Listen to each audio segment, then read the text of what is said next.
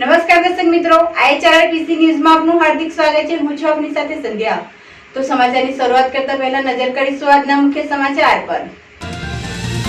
8 દિવસ બાદ Ankleshwar GIDC police મથકમાં આપના ધારાસભ્ય સામે ફરિયાદ।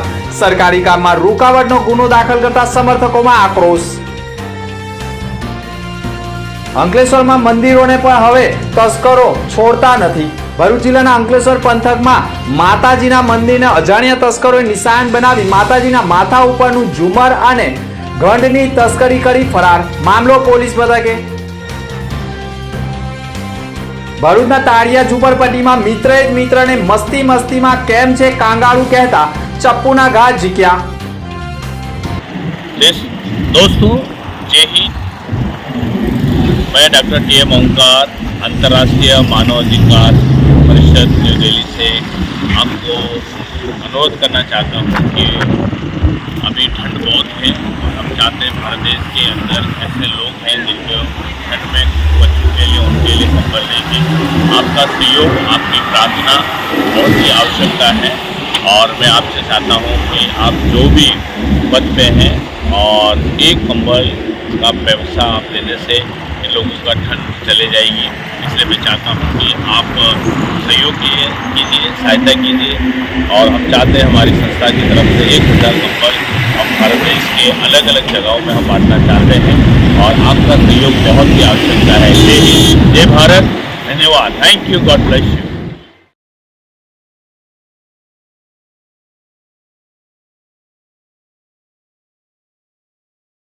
આંતરરાષ્ટ્રીય માનવ અધિકાર સુરક્ષા પરિષદની ઉજવણીના ભાગરૂપે આંતરરાષ્ટ્રીય માનવ અધિકાર દિવસની ઉજવણી કરવામાં આવી હતી। ભરૂચના ડૉક્ટર બાબા સાહેબ આંબેડકર ભવન હોલ ખાતે 11 ડિસેમ્બરના રોજ બપોરના 2:30 કલાકે માનવ અધિકાર દિવસની ઉજવણી કરવામાં આવી હતી, જેમાં આંતરરાષ્ટ્રીય માનવ અધિકાર સુરક્ષા પરિષદ ન્યૂ દિલ્હી ભારત દ્વારા કાર્યક્રમનું આયોજન કરવામાં આવ્યું હતું, જેમાં માનવ સેવા રાષ્ટ્ર કી સેવા અંતર્ગત આંતરરાષ્ટ્રીય માનવ અધિકાર દિવસની ઉજવણી કરવામાં આવી હતી।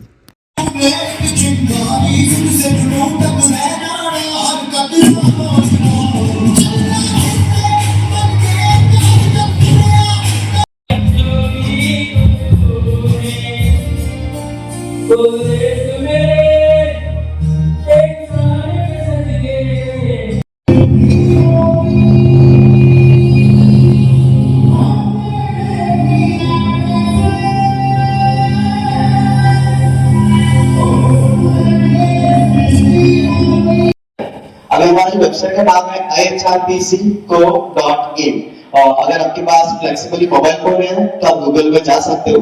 Can you please mobile phone. Ayub Khan, मैं पिछले 25 साल से फिक्र एजुकेशन ट्रस्ट के साथ जुड़ा हुआ हूँ और बेसिकली एजुकेशन से रिलेटेड ही मैटर पे ज़्यादा डिस्कस करना बेटर समझता हूँ क्योंकि टीचर फील्ड से हूँ और टीचिंग हॉबी है और जो टाइटल है आज इसके ऊपर मुझे बुलाया इसके लिए मैं धन्यवाद देता हूँ। મારું નામ છે મનસુખભાઈ કાંદવા। વતન છે સૌરાષ્ટ્ર મોરબી। જીએમસીમાં નોકરી કરેલી, રિટાયર થઈ ગયા છે, જ્યાં સૌ રહીએ છીએ। સામાજિક કાર્ય, ધાર્મિક કાર્ય, ચેરિટેબલ કાર્ય જોડે જોડાયેલા છીએ। અશુભાઈને ખાસ આમંત્રણ હતું અને તમે હ્યુમન રાઇટ્સનું કામ કરો છો, आमंत्रण मैं अंतर्राष्ट्रीय मानवाधिकार सुरक्षा परिषद में नेशनल का लीगल डिपार्टमेंट में क्षेत्र चिरंतन Bhatt. Due to my health problem, I am able to stand up. Please for you, thank you very much. મારું વતન જુનાગઢ જિલ્લો, માધવપુર ગેટ જેને કહેવાય અને અત્યારે હું ભરૂચમાં શ્રીરંગ ટાઉનશીપ ટવરામાં રહું છું અને યોગાનું માસ્ટરી છે મારી, યોગ ટીચર છું। आज IHRPC Indian international human rights councillor जो है संगठन, उनकी तरफ से 11 दिसंबर को रोज़ और डॉक्टर बाबा साहब आम्बेडकर के हॉल में एक प्रोग्राम अवेयरनेस का रखा गया था। इसमें मानव अधिकार के ऊपर विस्तार से चर्चा हुई और लोगों को समझाया गया कि मानव अधिकार को लेकर लोगों को अवेयर करना कितना ज़रूरी है। और इस बेहतरीन कार्य के लिए आज मुझे यहाँ उपस्थित होने का मौका मिला, तो इसको लेकर और इस काम को और आगे ले जाने की कोशिश करेंगे हम लोग। तो इस पर हमारी टीम और ये ह्यूमन राइट्स की जो टीम है, इसको मिलकर हम पूरे भरूच में, पूरे गुजरात और पूरे इंडिया में मानव अधिकार को लेकर आगे बढ़ेंगे। इस कार्यक्रम में हमने ये तय किया है, उसके लिए आप तमाम का धन्यवाद।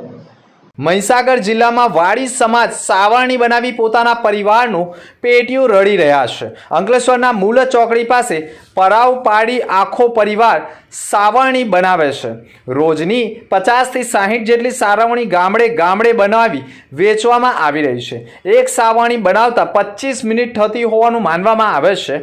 અંકલેશ્વરમાં છેલ્લા 30 વર્ષથી સાવરણી બનાવવાનું કામ કરી રહ્યા છે। હાલના ઉદ્યોગમાં ગામડાના લીપણવાળા ઘરોમાં પણ હવે ટાઇલ્સ લાગી જવાના કારણે સાવરણીના વેચાણમાં પણ ઘટાડો નોંધાયો છે, જેના કારણે પરિવારજનોએ પણ પોતાનું પરિવાર ચલાવવું મુશ્કેલ બની ગયું છે। મારું નામ પર્વત છે। અમે આ સાવરણીનો ધંધો કરીએ છીએ। એક ઝાડુ પાછળ અમને 5-6 રૂપિયા મળે છે। હવે અમારી એટલી વિનંતી છે સરકારને કે કોઈ અમને લોન બોન આપે તો અમે બીજો ધંધો પાણી કરી શકીએ। આ ધંધામાં કોઈ બરકત છે નહીં। અમારો ધંધો બી ઊંધો છે અને કાંટા હાથે મજૂરી કરવાની આખો દિવસ અને મથીએ તારે એક ખાવાની બની રહે છે। અમારે કોઈ બીજું જોઈતું નથી। અમારે એટલી વિનંતી છે કે અમને કોઈ જમીન જાયદાદ કંઈક આપે, પલોટ તો રહીએ, અને કોઈ પૈસા આપે તો કોઈ બીજો ધંધો શરૂ કરી શકીએ છીએ।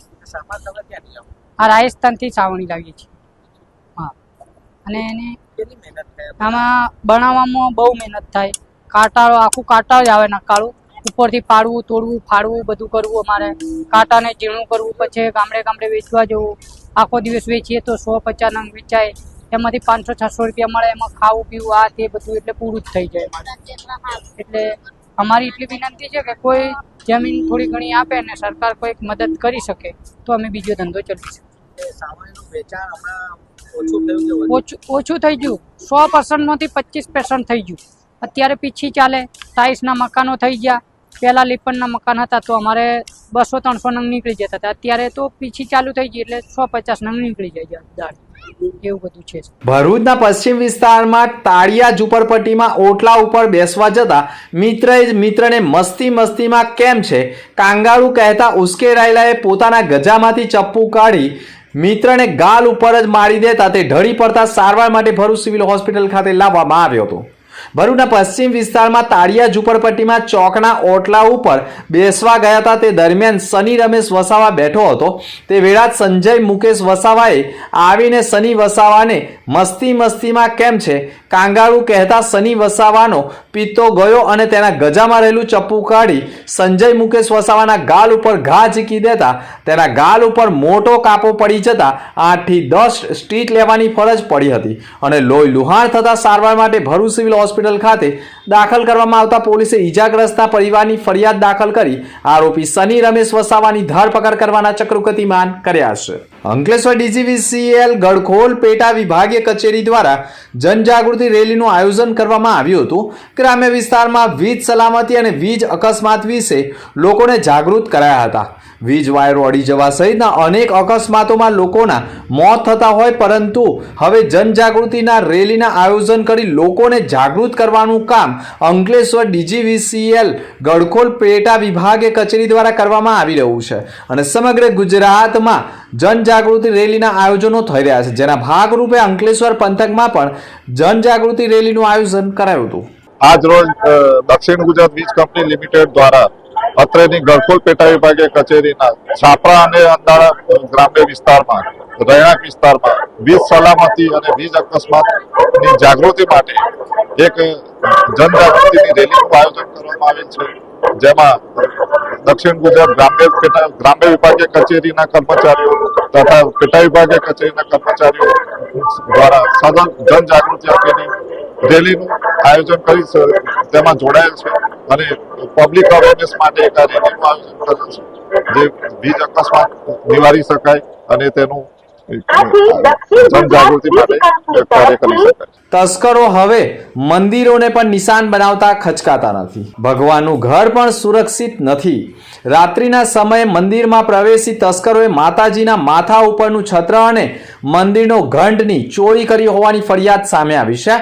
અંકલેશ્વરના અંદાડા ગામે આવેલા મારુતિનગરમાં મંદિરમાં ચોરીને અંજામ આપ્યો છે.